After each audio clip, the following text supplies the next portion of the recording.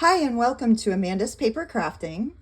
In this video, I'm going to show you how I make these foiled backgrounds for my cards. You can get foil in a range of different colors, different sheens. You'll see this one's a satin sheen. It's kind of more of a muted foil look compared to the bright copper. But yes, today in this video, I'm going to show you how I make those. I personally use a Mink machine. I've also been told that you can use a laminator with using the same type of technique that I use with the Mink machine. Now for our demonstration today, I'm going to be using a printed foilable sheet. The design's like a crosshatch. This is where it came from. So on the sheet where you see the black parts, that's the ink, and the foil is going to adhere to that section when I run it through the Mink machine. For today's demonstration, I'm going to be using purple foil. It's important to note, like whenever you're using the Mink machine or laminator, you want to use reactive transfer foil. And this is the one that we're using today, but it does come in multiple brands and multiple, types. So, yeah. So we're going to use this toner sheet, this printed toner sheet here. You always want to dust your sheet off first, just to remove any like little pieces of dust.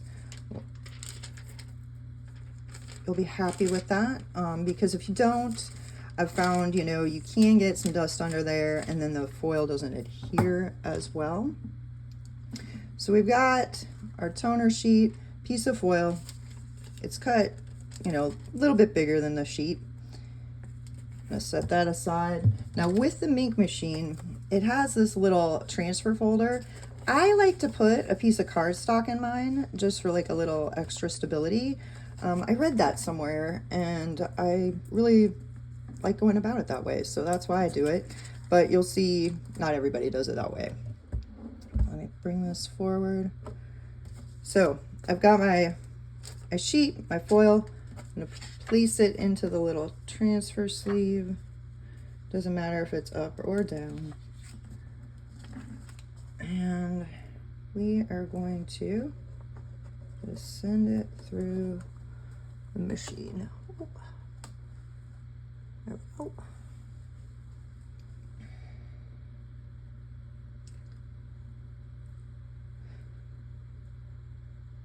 Like I said, I've been told that you can do this with a laminator as well. If there's anybody that's done that before, please feel free to add the information down in the comments. I've only used the Mink machine, but it's the same concept as a laminator.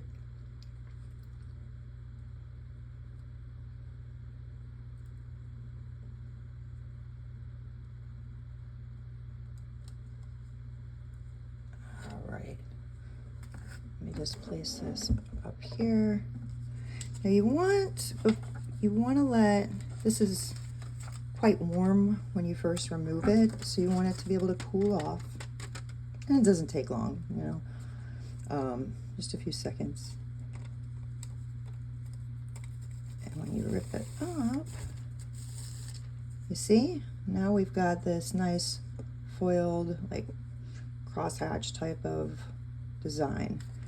Now with this leftover piece, what you can do is there are things called toner sheets.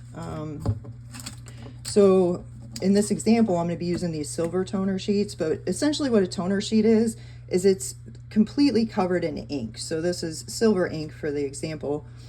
And we're going to run it through the machine, but this time with the leftover piece, and it's going to transfer that design onto here. So again, we want to dust off the toner sheet. Even though we just used this, we're going to go ahead and dust it off too.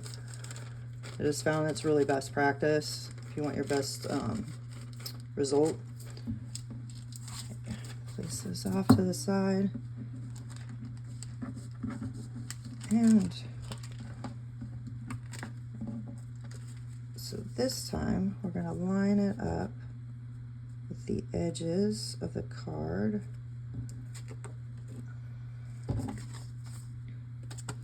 see, slightly bigger. I'll tuck it in here.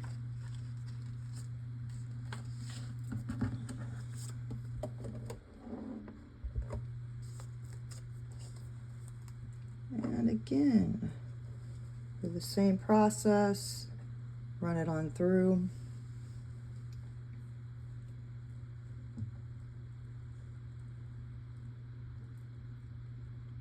It's actually quite simple.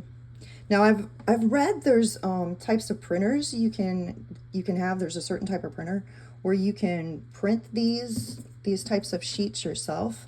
I personally, my printer isn't the right type of printer, so I haven't attempted that process. Now, if I end up getting a printer like that, I will definitely show you how it works, but I don't really have that in the near future. All right, so we got our sheet came out on the other side. Again, we're gonna wanna let this cool off just a little bit. Move all of this out of the way. And it's cool to the touch. You just peel the corner. And here we go. Now, as you see, I've got some edges, but this particular toner sheet is 4.25 by 5.25, I believe. Hold on, let me make sure I'm telling you the right. No, I'm sorry. It is 4 1/4 by 5 1/2. So if I cut it down, I'll be able to make that small background on my A2 card. So I'll be able to cut those parts off and make it look just like this, but with the opposite colors. All right, so that's how I go about that. If you have any questions, throw them down in the comments and I will make sure to answer them. I hope you found this helpful. Please like and subscribe if you did. Have a great day, y'all.